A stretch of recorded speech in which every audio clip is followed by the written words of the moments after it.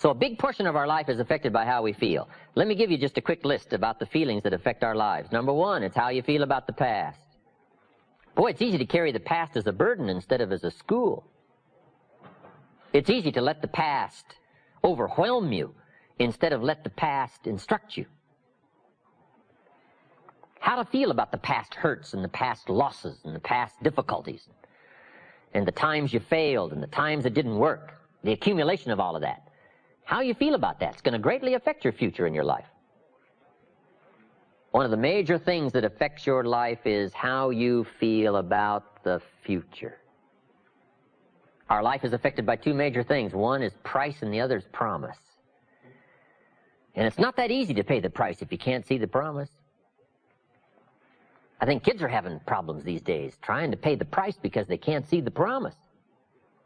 But all of us wouldn't mind paying the price if we could have a clear view of tomorrow, next week, next month, next year. If we had the high assurance with great probability of how it's going to work out, do you think we would hesitate to pay? The answer is no. But everybody hesitates to pay if the future isn't clear.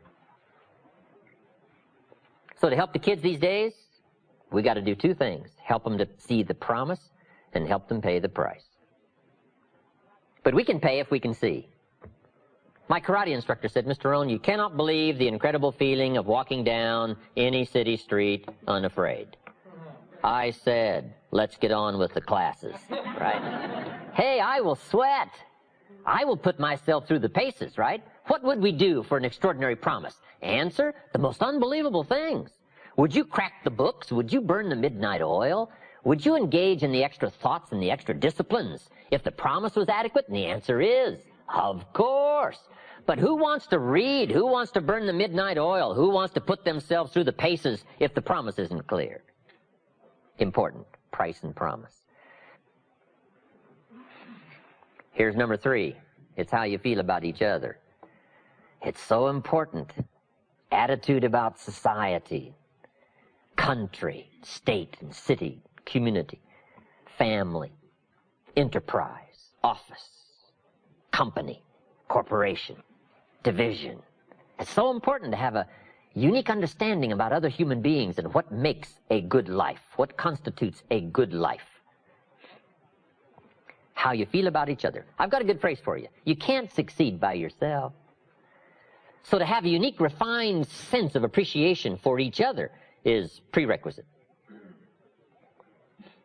It takes each other to build a society. It takes all of us to build a country, to build a nation. It takes all of us to build a community. Key phrase, you can't succeed by yourself. I gave a speech not long ago to the Rotary Club of Culver City, California, and I was unusually affected by the Pledge of Allegiance that day. Big, strong voices. It's a big, strong club. And it was going through my mind the next few days, the Pledge of Allegiance. And the more I thought about it, the more I thought, what an important key document, right? The Pledge of Allegiance. And so I started writing, and I wrote a discourse on the Pledge of Allegiance. I took each key word and did a little summary for our Tape of the Month Club. Wow, the Pledge of Allegiance is unique. It starts with I and ends with all. The pledge starts with I and ends with all. It takes all of us to make any one of us successful. And a unique, refined appreciation of the all of us is what makes the I of us do much better. That appreciation of society. It takes all of us to make a market. We need each other's ideas and inspiration. And once you have that sense of appreciation of the all of us, now you and your place and your possibilities and your opportunities now start to really soar when you understand how important it is within the framework of the all of us. So you can't succeed by yourself. It's hard to find a rich hermit. Right? Now here's the big biggie. It's how you feel about yourself. That's major. Understanding self-worth is the beginning of progress. How valuable are you? What could you do if you had all the skills? If you took the extra classes and burned the midnight oil, what could you do? What true value could you become? That is one of the better exercises. What could I become in terms of value? What could I really do in the marketplace, in enterprise, family, home, love, experience, marriage, friendship? How valuable could I become? Am I valuable enough to work on what all is still not functioning in my life to full capacity? If I'm operating at 20%, what could I possibly do with the other 80%? And do I have it in knowledge and worth and value and experience? Once you start understanding this part of you, understanding how valuable you are, it is a whole new experience, understanding self-worth. So attitude plays a big, major part in how our life works out. Number 1 is philosophy. Number 2 is attitude. Number 3 is activity. Activity is what you do. So our lives, first of all, are affected by what we know. Second, our lives are affected by how we feel. Third, our lives are affected by what we do. It is so important to understand this. If you want to influence and help people, here's the key. Success is a doing. You've got to actually do it. Activity is high priority in the life process to try to get maximum benefit out of what we have available. Activity. Now, here's an important question. What is your philosophy about activity? What about hard work? What about long hours? What about full days? If you're doing something, how hard should you go at it? How much time should you put in? Everybody has to develop their philosophy about activity. Just by way of review, let me quote you. Old Testament says, 6 days activity, 1 day rest. That's called philosophy of ratio of activity. What is a good ratio of rest and activity? Old Testament says 6 days of one, 1 day of the other. You say, well, that's kind of old and outmoded. Well, maybe it is. I don't know. Maybe that's too old a philosophy. The old 6-1. I don't know. Who knows? Now, we've got it down to 5 and 2. Maybe 5 and 2 is okay. I don't know. If God would have thought of 5 and 2, he might have made it 5 and 2, right? You can't think of everything when you're putting one of these together, I guess. Who knows? But we've all got to have a philosophy about activity, because your philosophy of activity will affect the rest of your life. Not to think so is naive. I've got a good clue on rest. Make rest a necessity, not an objective. The reason for life is enterprise. The reason for life is productivity. The reason for life is to see what we can do with the seasons and the chances and our mind and our spirit, ourselves, to see what we can do. That's what life is all about, to see what you can do. Now, the doing, you've got to have a philosophy on how much time you're going to spend doing. And I've decided that enterprise is better than ease. If you rest too long, the weeds take the garden in the summer. So you can't rest too long. Life doesn't stand still. And the threat of life will start overwhelming the values of life if you just let it go. So we've all got to have a philosophy about activity. Let me give you one of the best I know. Here's what it says. An ancient phrase says, whatever your hands find to do, do it with all your might. That's a philosophy. You say, well, I'm getting by with half my might. Well, okay, but you've got to decide on your own personal philosophy of activity. Now, this philosophy says, do it with all your might. Do you think there's any value or virtue in that?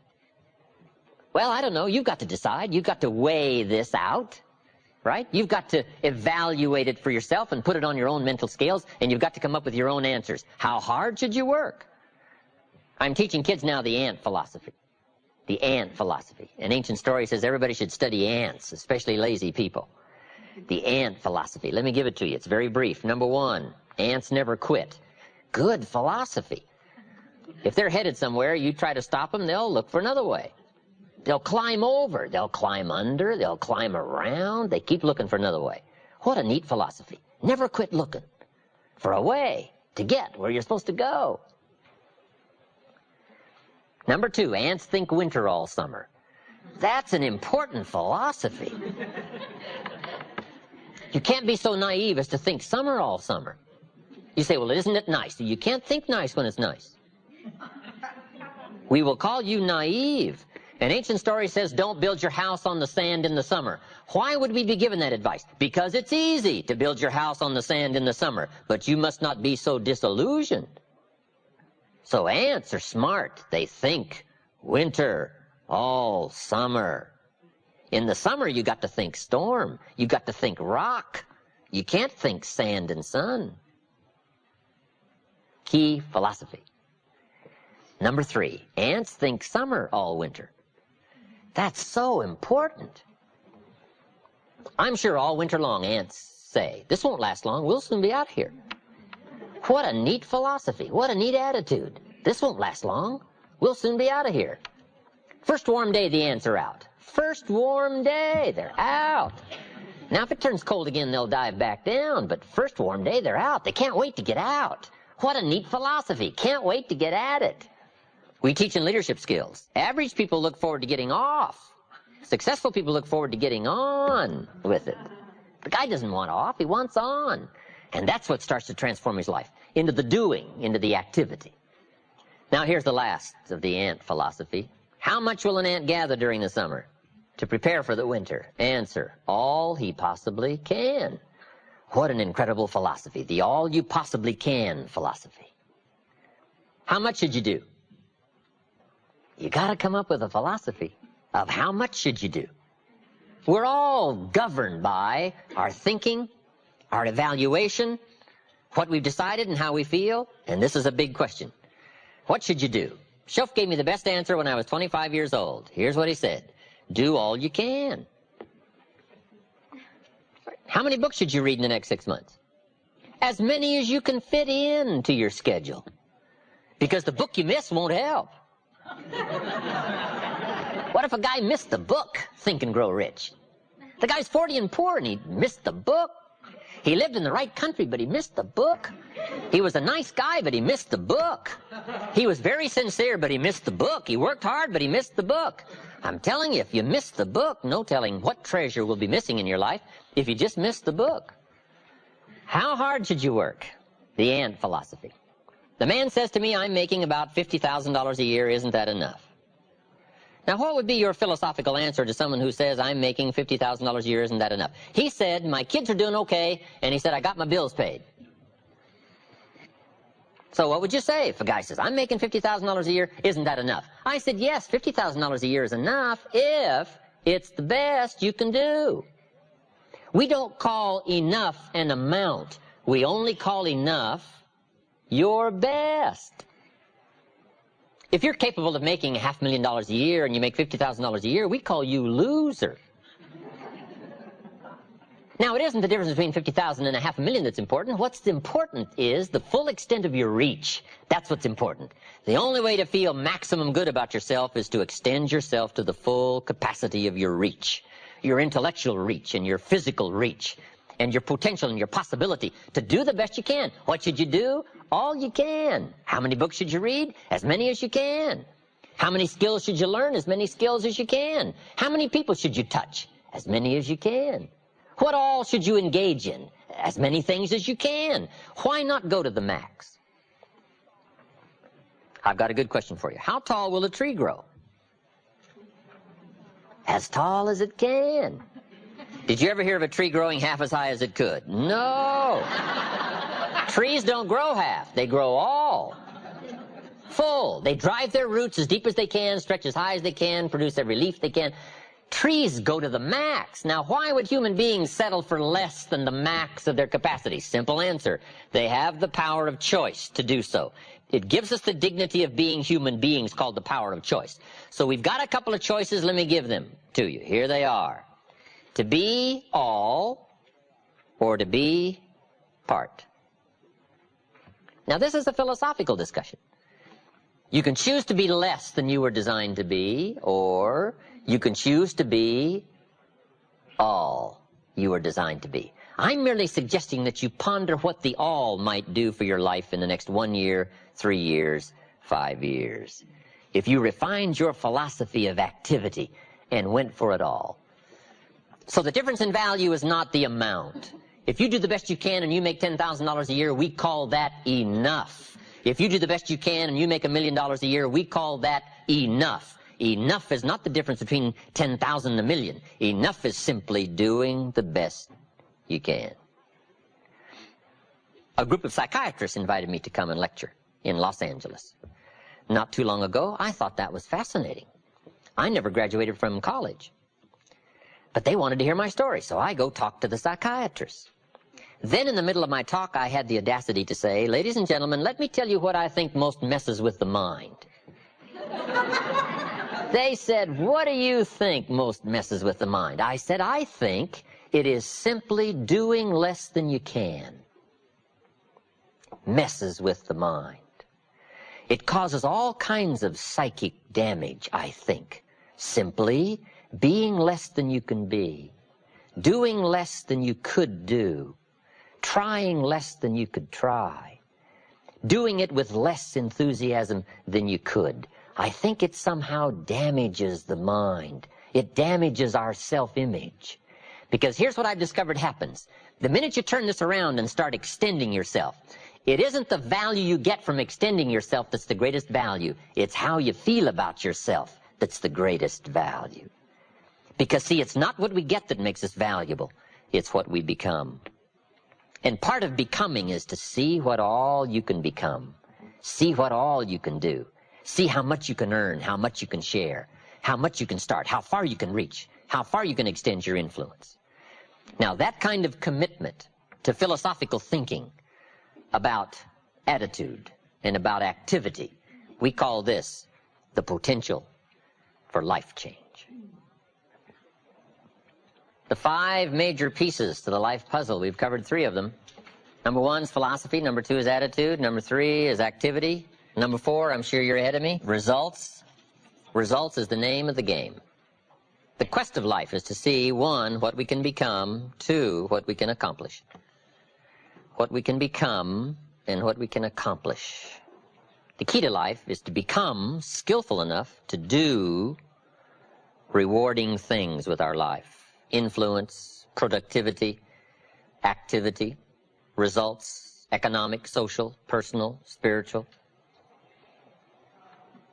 But results is the name of the game. It's the reason for the seasons is in the fall to see what has come from the miracle of your hand and the seed and the soil and the seasons and the rain, the changes, to cope with it all, and to see what you can make out of what's available.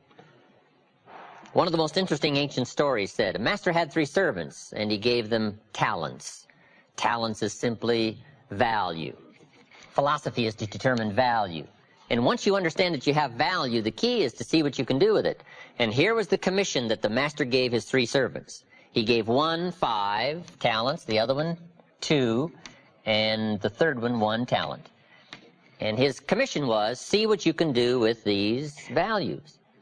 And that's what life is all about. See what you can do with your mind. See what you can do with your skills. See what you can do with your hands. See what you can do with your thinking, your possibilities, your capabilities. The key is to see what you can do with it all. Because results is the name of the game. And he said, I'll be gone for a while, and when I return, we'll go over the results. Here's all life expects us to do, make measurable progress in reasonable time. Now, according to the story, the master evidently was gone reasonable time. We can't ask every 5 minutes, how are you doing now? Right? That's unreasonable. And we can't wait 5 years, that'd be too late. So that's what we call reasonable time to ask, how are you doing now? What progress have you made now in this long list of human values and experiences? So the master, having been gone, evidently reasonable time, came back, got the 3 servants together, and asked one of life's most important questions. How did you do? In the time that was gone, what progress did you make? What results did you show? He asked this servant who had 5 talents what happened, and that servant said, I turned 5 into 10. Those numbers, I think, are very important, 5 and 10. Do you think they have any significance? I think in higher learning they have very much significance. Now, in average learning, it probably doesn't matter. But in higher learning, we say it's very important to understand the numbers. Key life question, should we be expected to double our values in reasonable time? Answer, of course. Shouldn't we be expected to make progress?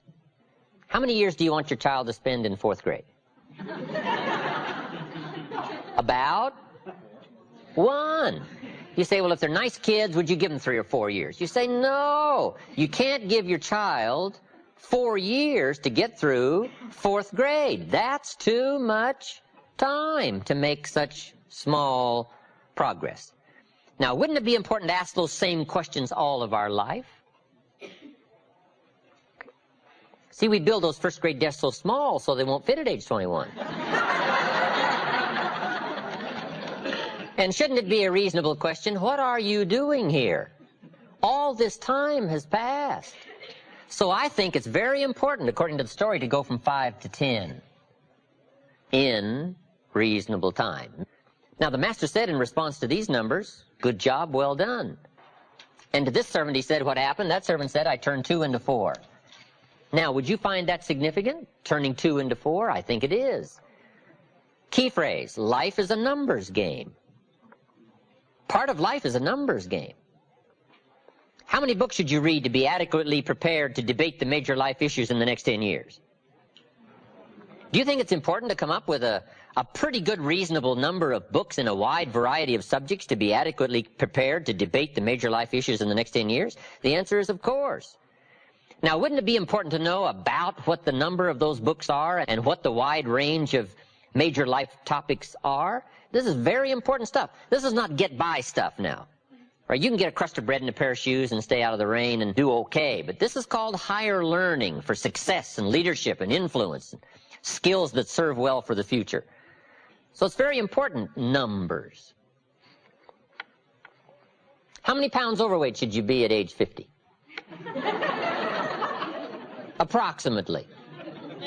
About none. Well, we may let you borrow 1 or 2, but 5 and we say, hey, 10 and we say, hey, hey. 15 and we say, hold it. 20 and we turn on the red lights and the sirens. Right. You can't go beyond 20 with any reasonable amount of safety for your health and your future. So numbers are very important. When a reasonable time has passed to say, let's go over the numbers one more time to make sure we're not off track. Everything by longevity tends to drift off track. So we have to keep coming back, what we call mid-course corrections. If you're headed for the moon, the early guidance system when you first blast off doesn't serve for the whole trip. You got mid-course corrections. And they're very important when you're headed for the moon. Right. Because you can miss Kansas City and hit St. Louis and you're all right, but you can't miss the moon, right? So, results being the name of the game, when reasonable time has passed, we have got to, among reason-thinking people, to check out your numbers. Okay? And whatever these numbers may represent in skills or learning or capacity or equities of mind, 5 to 10, 2 to 4. The master said to this servant, I gave you 1 talent. What happened? That servant said, I've still got the same talent. And the story said, the master lost his cool. Or something like that. We call that proper response to lack of results. We must show that the insidious is insidious. We must show how empty life can be without measurable progress. We must get right on the problems and the challenges, lest we yield too easy to the things that can leave our lives empty instead of full and leave us with pennies instead of fortune. We must have proper response to lack of results. Jesus said to his disciples one day, does that fig tree have any figs? Is that an important life question? Does the fig tree have any figs? That's such an important life question, if it's a fig tree. His disciples said, no, sir, that tree doesn't have any figs. The story said Jesus lost his cool. One of the few times he lost his cool. We call that proper response to lack of results. Shouldn't we pour it on? Lack of results? Shouldn't we make it clear? Shouldn't we become emotional? Shouldn't we become philosophically strong and find and select powerful words that will illustrate the point? Lack of results? Right? So, I guess the moral to the story is fig trees better have figs, especially when the maker of the fig tree comes by.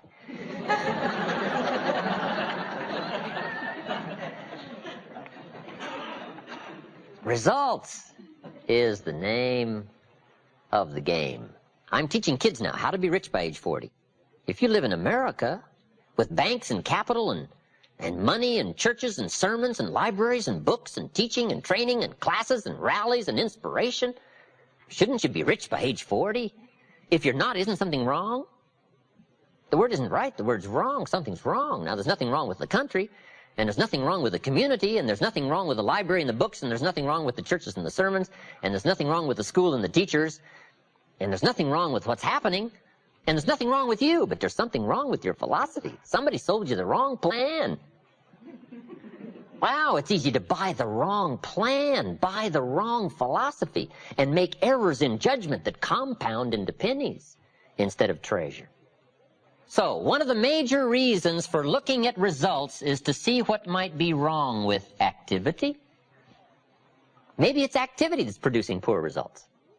Now, a lot of people are working hard, but they're not making much progress. Here's what we teach in leadership skills. Don't mistake movement for achievement. Boy, it's easy to get faked out by being busy. The key is not just being busy. The key is doing what? It's easy to be busy and be making figure eights instead of much progress. So, we look at results to see if there may be some difficulty with activity. Here's where we may need to go to work, activity. Because it takes activity to bring enterprise into being. There's a whole study here on activity. Activity is like birth pains. Disciplined activity is like birth pains. Now, I'm short on experience here, but I'm sure the mothers in the room would tell us, it ain't easy. But see, it wasn't meant to be easy. Values were meant to be costly. The only way we can appreciate a value is by its cost. If it doesn't cost much, we probably wouldn't call it valuable. True winning is a great worth. But the price is to play with all your heart and mind. And perhaps do some losing sometimes so that when you do win, boy, the worth and the value of the winning now becomes a high appreciation. Simply because now we understand both sides of this equation, price and promise. So we take a look at activity, and as we look at results, maybe something's wrong with attitude. Maybe it's how we feel. Maybe we've been nudged off course by influence into how we think about society and how we think about taxes and government and how we think about churches and sermons and people and schooling and learning and classes and worth and value and community and ideology.